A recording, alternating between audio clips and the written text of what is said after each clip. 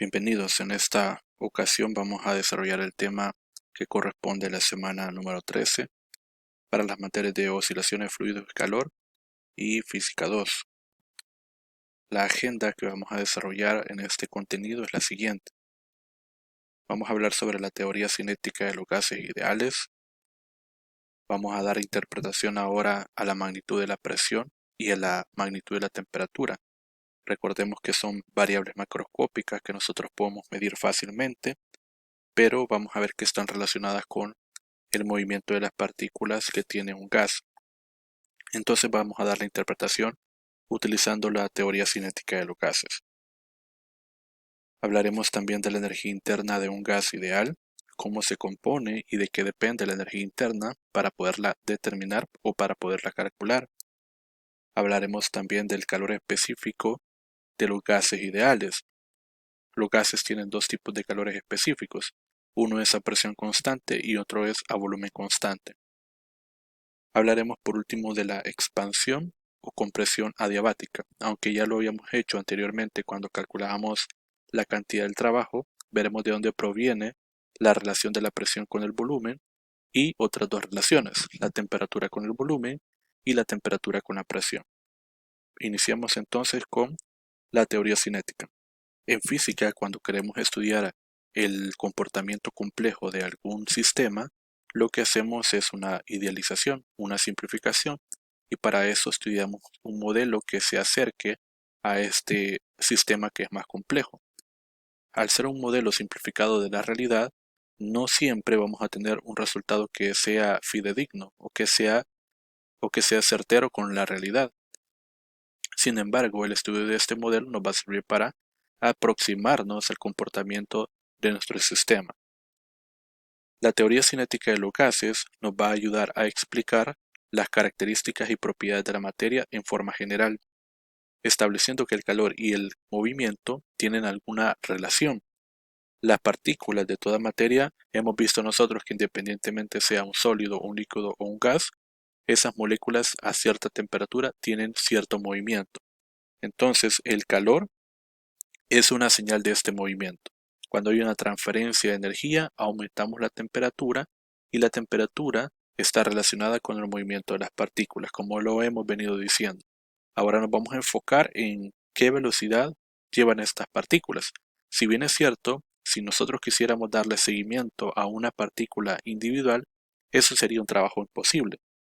Pero a través del modelo nosotros podemos hacer una pequeña simplificación para estudiar el comportamiento de una partícula individual y hacerlo de forma general para todas. La teoría cinética de los gases se rige a través de algunos postulados, algunas consideraciones que debemos de hacer para analizar o crear nuestro modelo. La primera hipótesis nos plantea que un gas está compuesto por ciertas partículas a las cuales le vamos a llamar moléculas. El segundo postulado nos dice que las moléculas tienen un movimiento aleatorio y obedecen a las leyes de Newton. Aquí nos estamos refiriendo, al decir que obedecen a las leyes de Newton, a que las partículas o moléculas van a obedecer a la primera, segunda y tercera ley de Newton. El número de moléculas es grande. En una sustancia cualquiera es evidente que la cantidad de moléculas que ésta va a tener va a ser bastante grande, ¿verdad? Tan grande como el orden de magnitud del número de Avogadro.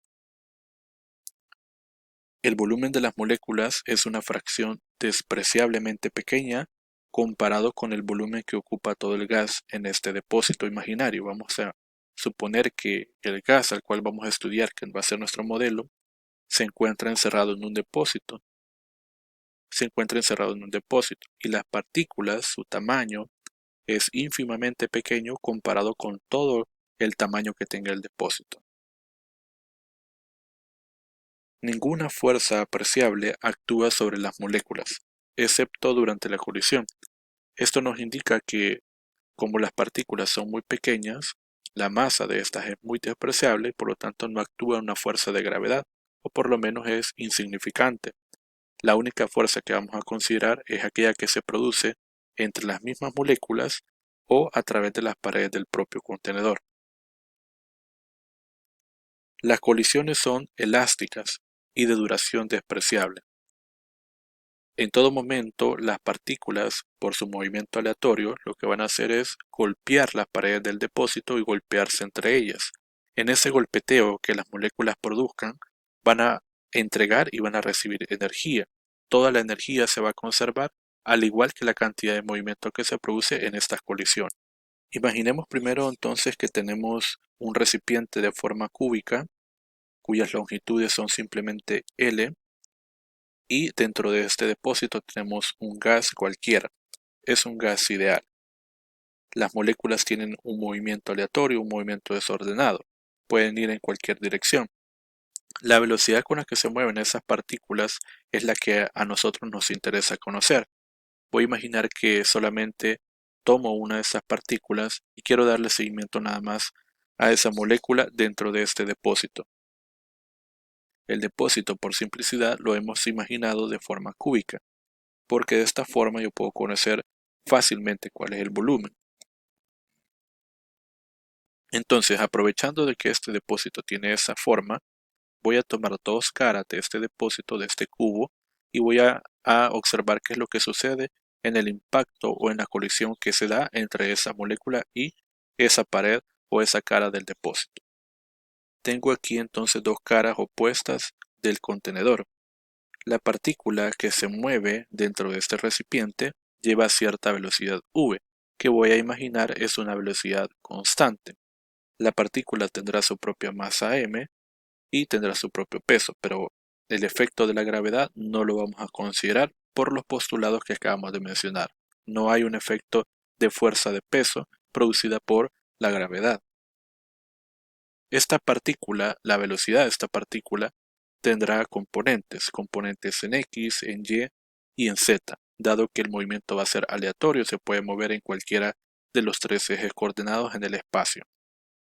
Voy a imaginar que esta es la trayectoria de esta partícula en el movimiento aleatorio que está realizando. En cierto momento, esa partícula va a impactar sobre la pared. En esa colisión, en ese breve momento de colisión, se van a producir dos fuerzas. La primera fuerza, que la voy a llamar de 1 a 2, va a ser la fuerza que hace esta partícula sobre la pared. Como la pared es muy grande en comparación con la partícula, pues no se va a mover. La única que se va a mover sería la propia partícula. Se va a generar entonces una fuerza de igual magnitud y opuesta. Tercera ley de Newton. Esta fuerza la vamos a llamar 2-1 y va a ser la fuerza que le hace ahora la pared a la partícula. Es la fuerza que le devuelve la pared a la partícula por el efecto de haberle hecho esta última una fuerza.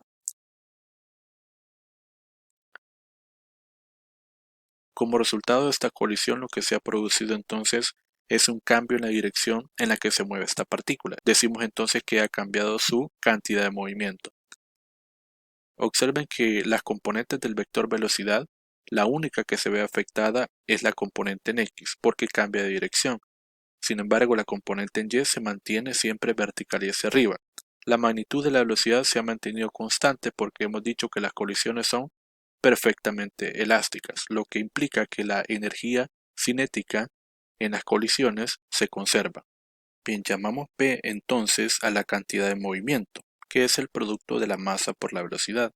Entre más velocidad tenga el objeto o la partícula, mayor será su cantidad de movimiento.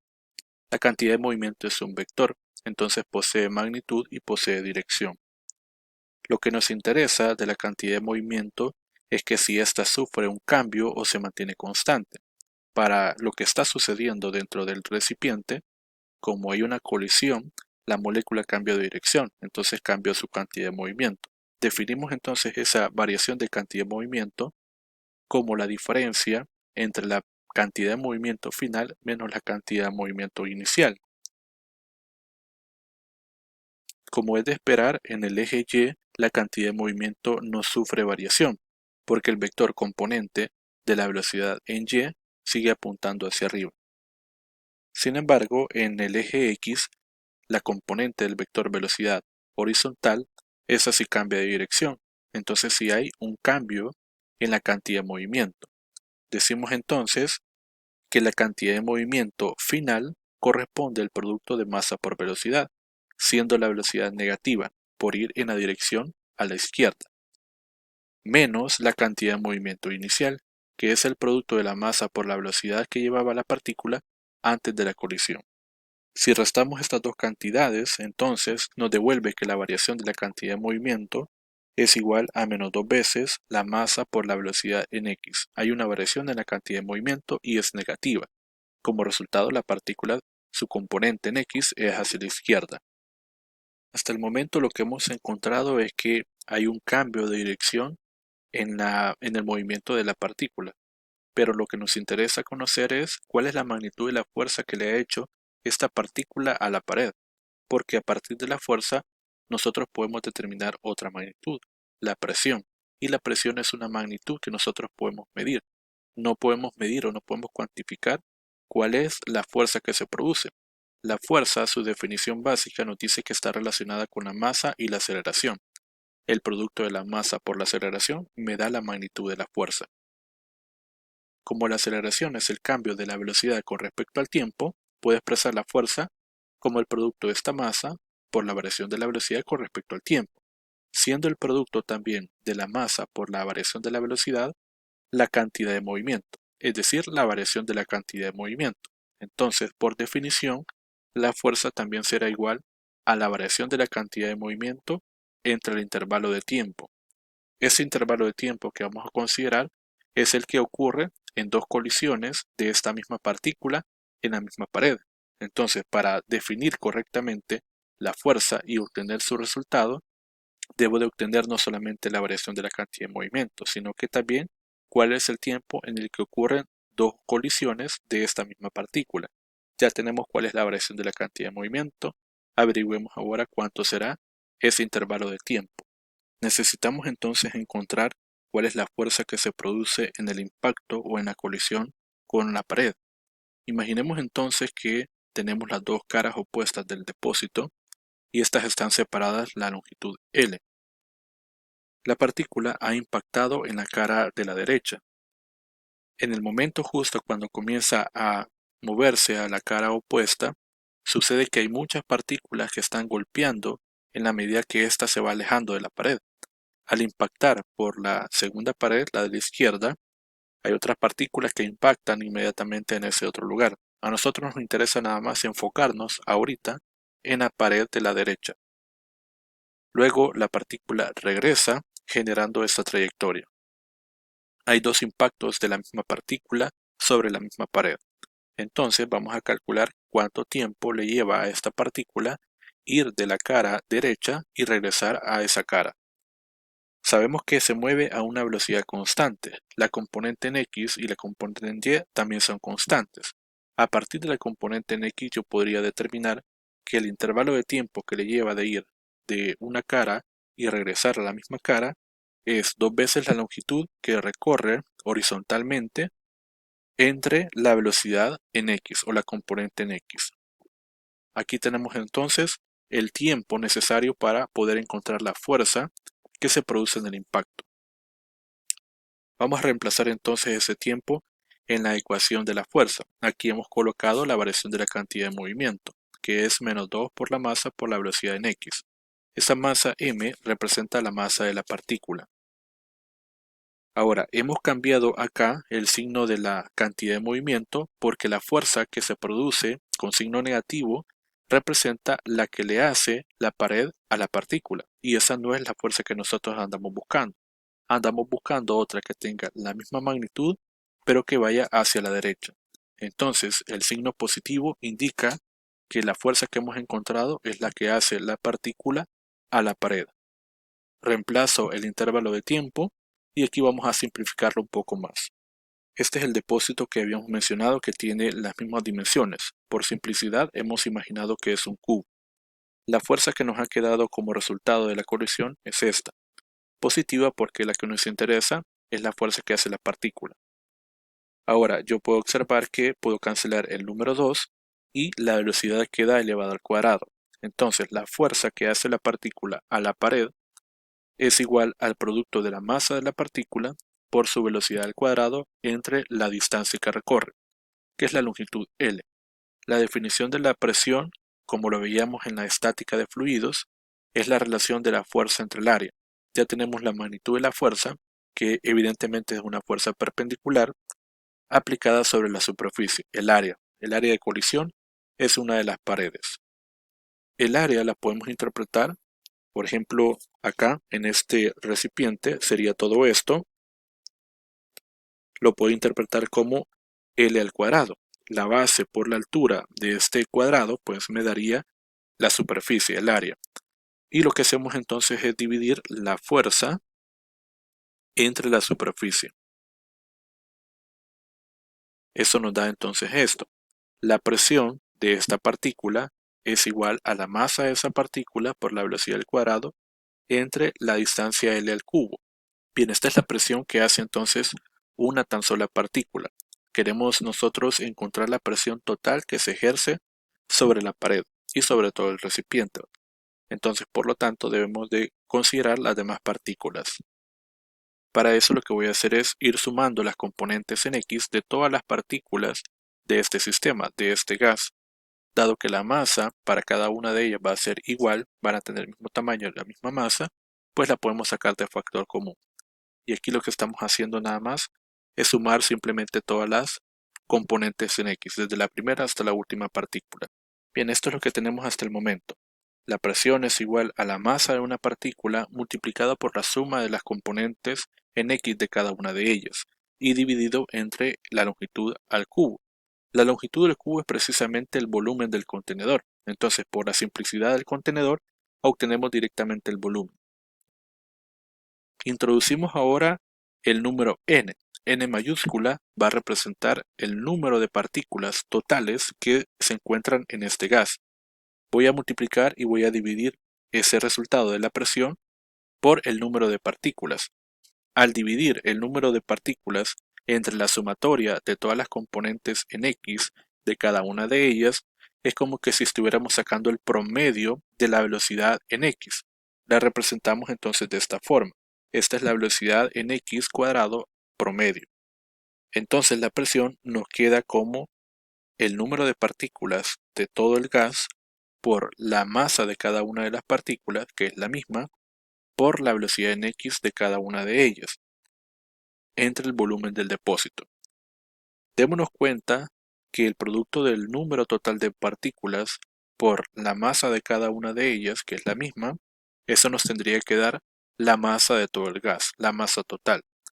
Y si nosotros vemos que la masa total está dividiendo el volumen, entonces tendríamos la densidad del gas.